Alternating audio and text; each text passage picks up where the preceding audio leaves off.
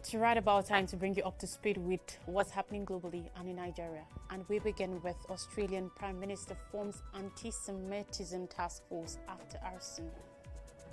Trump details agenda, including mass deportations. New York City mayor says net tightening on United Health CEO suspect. U.S. launches airstrikes on ISIL in Syria after Assad's fall. And report says Haiti gang kills 110 over witchcraft claims. Stay with me for these and more stories. Australia's Prime Minister has announced the creation of a police task force on anti-Semitism following a spate of attacks targeted at Jewish people, including an arson attack at a synagogue. On Monday, Prime Minister Anthony Albanese made the announcement as police said they were treating a fire at a synagogue in Melbourne's southeastern suburbs as terrorism. Our world-class agencies will provide all the necessary support to find the perpetrators and ensure they face the full force of the law, Albanese said, according to a report in Canberra.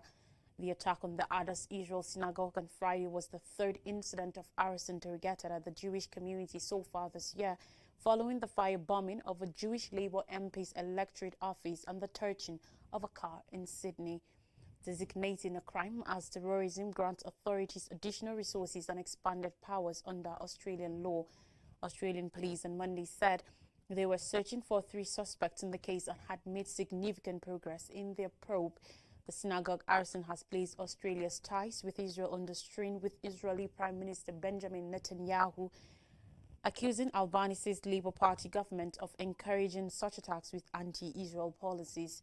Netanyahu's remarks came after Australia voted with 156 other countries at the United Nations to call for an end to Israel's unlawful presence in the occupied Palestinian territory as quickly as possible.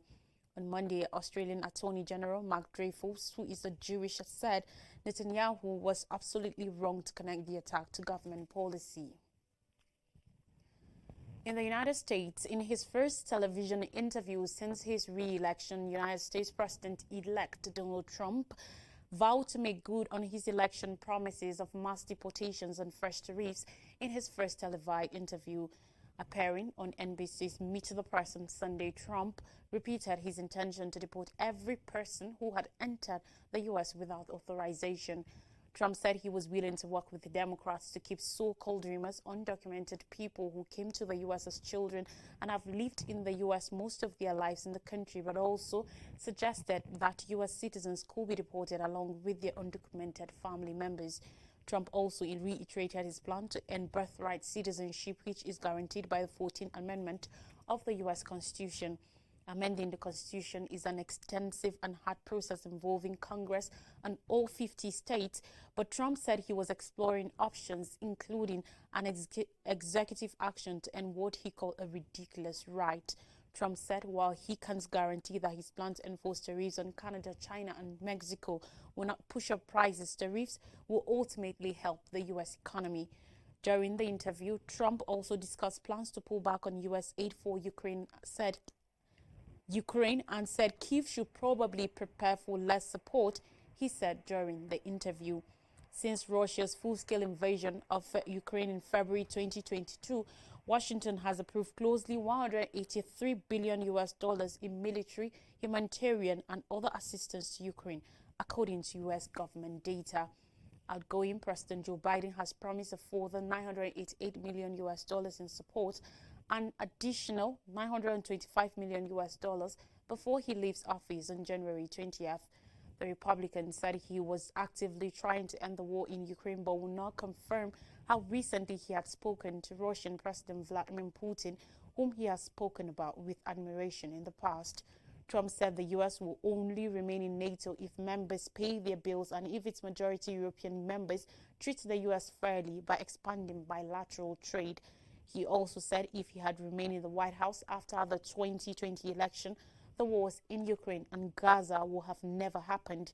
Trump and many of his supporters claimed that the 2020 poll was stolen by Biden and the Democrats. Anger over the election results later led Trump supporters to storm the U.S. Capitol building on January 6, 2021 in a failed bid to overturn the vote. Now, the city's mayor has said police are finishing on the suspect in the murder of United Healthcare CEO Brian Thompson outside a New York hotel. Eric Adams, New York mayor, said on Sunday that the net is tightening around the suspected gunman, who is believed by authorities to have left the city after the killing. Asked if authorities had confirmed the suspect's name, Adams refused to comment on his identity. The New York Police Department, NYPD, has released many images of the suspects, including CCTV stills of the man at a hostel with his face partially visible. On Wednesday, in an early morning ambush outside the New York Hilton Midtown Hotel, Thompson, 50, was shot dead while on his way to his company's yearly investor conference. In surveillance footage of the attack, a man wearing a hooded jacket is shown emerging from behind a car and shooting Thompson several times before fleeing the scene. Police have described the killing as a premeditated and targeted attack. Shell casing left at the scene were emblazoned with the words "deny, defend and depose," an apparent reference to the title of a 2010 book about the tactics insurance companies use to avoid paying claims. While police have not announced the motive in Thompson's murder, his wife said, according to reports, that there had been some threats against her husband. Thompson's murder has sent shockwaves through corporate circles, as well as drawn attention to the widespread public fury over the U.S. health insurance industry's treatment of people in need of medical care. In a Senate committee report released in October, U.S. lawmakers accused United Healthcare of using artificial intelligence to raise its prior authorization denial rates for post-acute care from 10.9% in 2020 to 22.7% in 2022. United Healthcare is one of the biggest health insurers in the U.S., providing health coverage to over 49 million Americans. The company had revenues of $371.6 billion in 2023, up nearly 15% from the former year. The United States says it has carried out dozens of airstrikes on ISIS targets in Syria following the striking fall of Syrian President Bashar al-Assad's regime. On Sunday, the U.S. Central Command CENTCOM said that it had struck more than 75 targets, including ISIL leaders, operatives and camps, to make sure the armed groups does not take advantage of the end of al-Assad's rule. CENTCOM said it was carrying out damage assessments following the raids, which involved warplanes including the Boeing B-52 Stratofortress and McDonnell Douglas F-15 Eagle, but there were no indications of civilian casualties. CENTCOM Commander General Michael Eric Kurilla said in a statement, "There should be no doubt we will not allow ISIS to reconstitute and take advantage of the current situation in Syria. All organizations in Syria should know that we will hold them accountable if they partner with or support ISIS in any way." In a televised address from the White House, Biden said al-Assad's fall at the hands of rebel group Hayat Tahrir al-Sham HTS was a chance for Syria's long-suffering people to build a better future for their proud country. Seeking to claim incomplete credit for al-Assad's downfall, Biden said his demise had been made possible by a decline in backing for his government from Russia, Iran and Hezbollah.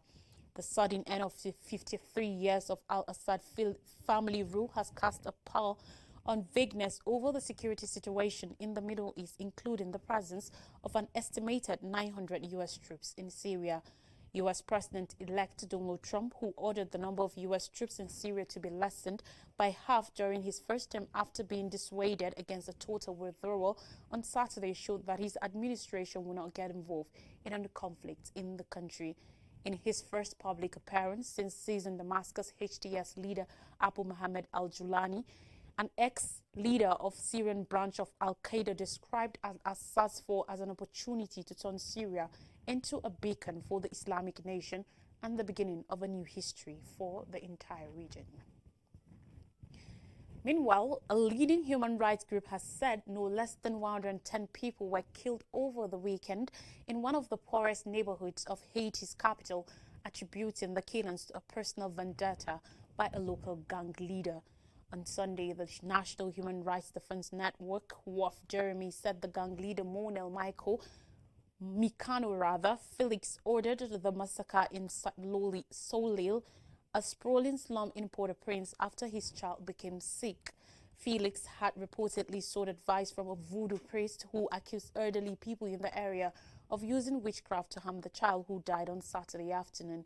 According to DDH, gang members killed at least 60 people on Friday and 50 others on Saturday using machetes and knives. All the victims were aged over 60, the rights group said. Densely populated Saint Soleil is among the poorest and most violent areas of Haiti. Tight gun control, including the restriction of mobile phone use, has limited residents' ability to share information about the killings. The United Nations in October projected that Felix's gang numbered some 300 people and operated around nearby Fort Namanche and La Saline. So far this year, over 4,500 people were reported killed in Haiti, the United Nations says. An estimated 41,000 people were forced to flee their homes in the last 2 weeks alone, according to the International Organization for Migration, IOM. Overall, there are over 700,000 people displaced in Haiti due to the conflict, according to the IOM. On more stories are in Ghana, and on election, Mahama wins as ruling party's Bawumia concedes defeat. On Sunday, Ghana's vice president and ruling party candidate Mahamudu Bawumia conceded defeat to opposition candidate and former president John Dramani Mahama in the West African nation's tightly contested presidential poll. Bawumia, ahead of the official announcement, said he respects the decision of Ghanaians to vote for change.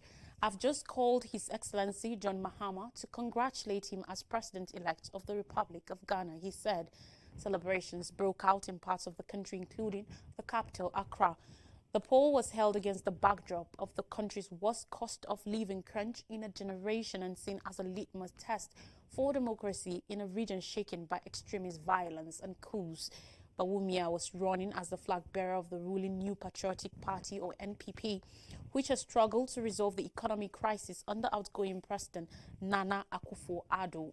Mahama's win is seen following the newest trend of elections around the world, favoring opposition parties against incumbents from the United States to European countries such as Britain and France, as well as South Africa. Mahama, 65, was president of Ghana between July 2012 and January 2017. During his campaign, he vowed to reset the country on various fronts and tried to appeal to young Ghanaians who saw the vote as a way out of the country's economic woes. We take a breather now, and when we come back, I'll bring you stories from Nigeria. Please don't go anywhere.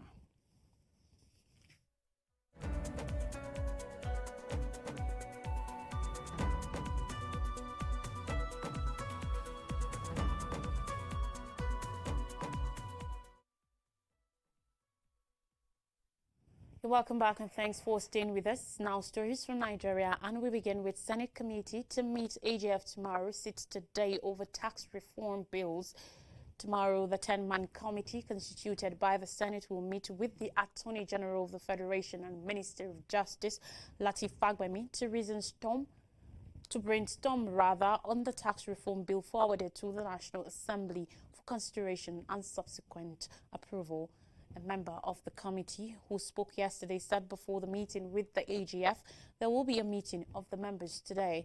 The bills will be thoroughly looked at to x-ray some grey areas containing it, then pass it at the end of the day, according to the member. Remember that last Wednesday, the Senate set up a 10 committee to meet with the Attorney General of the Federation. The membership was drawn from the 6 geopolitical zones of the country, including Senate Minority Leader Abba Moro, PDP Benue South, representing the North Central, as the chairman of the committee that will liaise with the Attorney General and Minister of Justice to eliminate the contentious clauses in the tax bills. Other members of the committee are all the leadership of the Senate, including Adamu Alero, PDP Kebbi Central for Northwest, Oji Kalu, APC Abia North for South East, Siak Dixon, PDP Bayelsa, and however, the bone of contention here is West, representing South title Zambenwe South, Abdullahi Yahya Kebbi Adiola Olamilekon, APC Ogun West, Sani Musa, APC Niger East, and Adetokunbo Abiru, APC Lagos East. The Academic Staff Union of Universities, ASU, reacting to the issue yesterday, said the federal government will kill public tertiary institutions and education in the country, with its proposal to phase out the Tertiary Education Trust Fund (TET Fund) by 2030. According to the union, such a proposal will not only make futile all the efforts put into setting up the fund, but also take tertiary education out of the reach of the poor. The position of the union was made known on Sunday by the national president, Professor Emmanuel Osideke, while reacting to the provisions of some sections in the Nigeria Tax Reform Bill 2024 currently before the National Assembly. Four bills, namely the Nigeria Tax Bill 2024 (NTB), the Nigeria Tax Administration Bill 2024 (NTAB), the Nigeria Revenue Service Establishment Bill 2024, and the Joint Revenue Board Establishment Bill 2024 are being considered by the National Assembly. The major aim of all the bills is to consolidate various legal frameworks regarding taxation. Part X of the NTB 2024 covers development levy, which is enacted on the accessible profits of all companies changeable to tax under Chapters 2 and 3 of the bill. Education tax, from which TET Fund benefits, falls under development levy in the proposed bill. Also, NEL Fund Act 2023, NITDA Act 2007, and Naseni Act Cap N3FFN 2004 as amended made them to benefit from taxes, levies, and duties collected by the Federal Inland Revenue Service from some public quoted companies.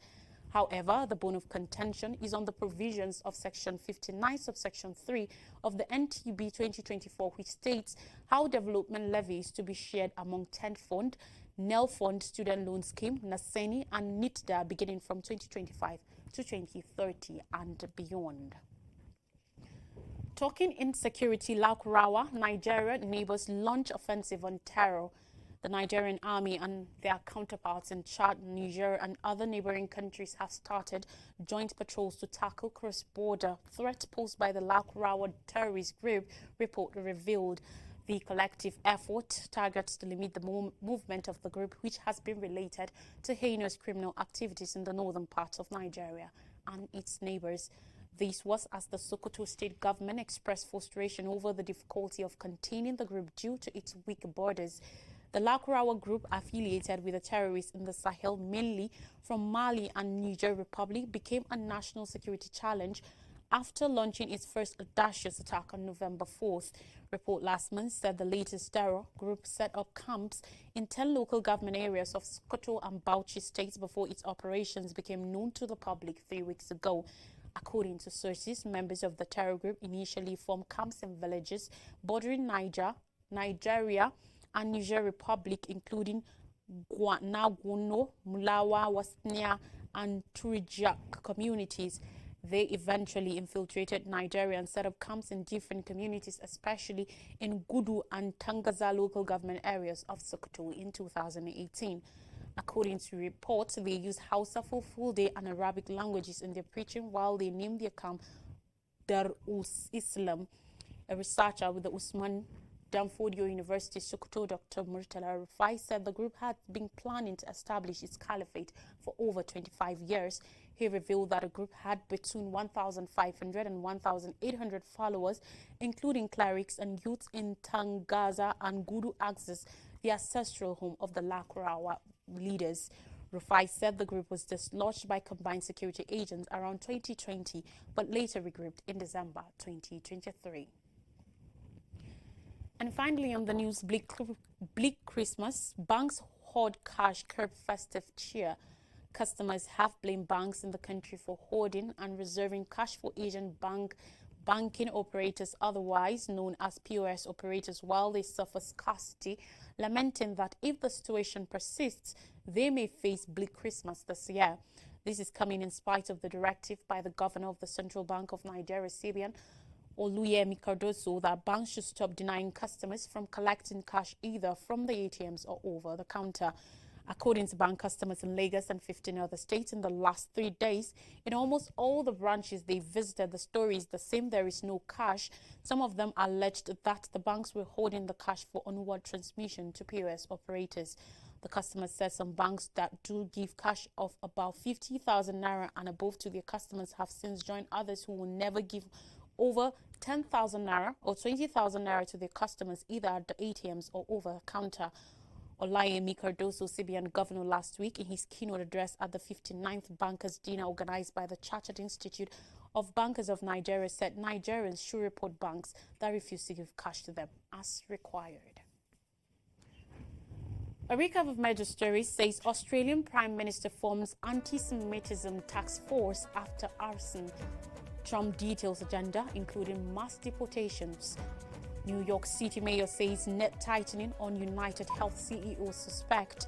U.S. launches airstrikes on ISIL in Syria after Assad's fall. And report says Haiti gang kills 110 over witchcraft claims. And that's all on the news. Thanks for watching. Have a nice day and a blessed week ahead. Bye.